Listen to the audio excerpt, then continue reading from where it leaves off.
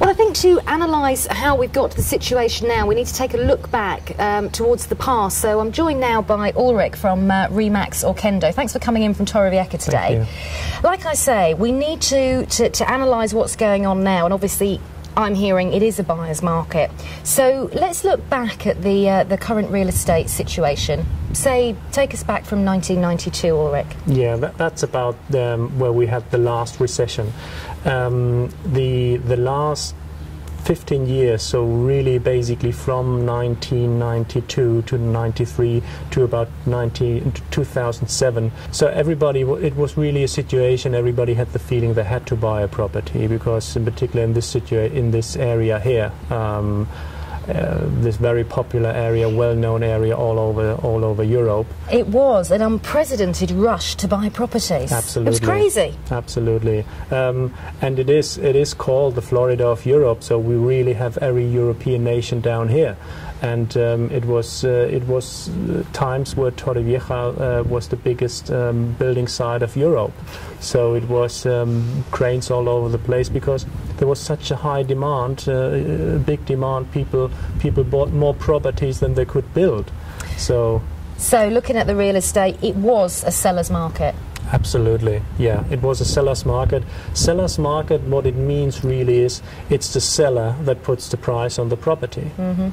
So because if you come as a buyer and you want to buy a property, but there is such a shortage on property, well, you take what there is, and the one that sells a property, he just puts the price on it, and he is not worried that you are not going to buy this, or you don't want to pay that sort of money for the property, because he just says, well, step aside, please let the next through, because there were so many that wanted to buy a property. So economy-wise, everything was fine, no problems. Prices for properties were going up month by month. Absolutely. And it took us to sort of 2006, 2007, which were the high years, high prices. Yeah, exactly. All the European economies were splendid. They were very healthy, loads of employment, everybody had money, they had money to spend, and on top of that, the banks lent money with ease. Yeah, it was easy to get a mortgage, wasn't it? Absolutely. And the interest rates were rather low, so everybody had pretty easy access to mortgages, and properties back in the UK, for example, they went up in price as well. People took off the equity they could get on their property back home, bought with the money down here a property, so it was very easy. From what happened down here was there was this idea for the builders. So they say, well, if we can sell so many properties, but we can't build that quickly, what we have to do, we have to build parallel, we have to build more and more properties in order to satisfy the demand. Okay. And that worked up to about 2006, 2007, that when the whole turned around, when suddenly there was less demand, for example, different reasons for it. We know we had the worldwide recession. Mm-hmm. We know that the interest rates went higher. We know that the pound sterling lost considerably against the euro. So all these things came together, and suddenly there was less demand. Right. So the whole situation was just the other way around. There was little demand for many properties. So a huge supply on properties, many off-plan properties, many new build properties, and no demand, or hardly any demand. Properties are still selling, still nowadays are selling, but obviously not that many anymore, as in the 2000 up to 2007. Okay, so let's bring us into the present before we go on into the future and what it's going to look like over the next 6-7 years, because everything does go in cycles.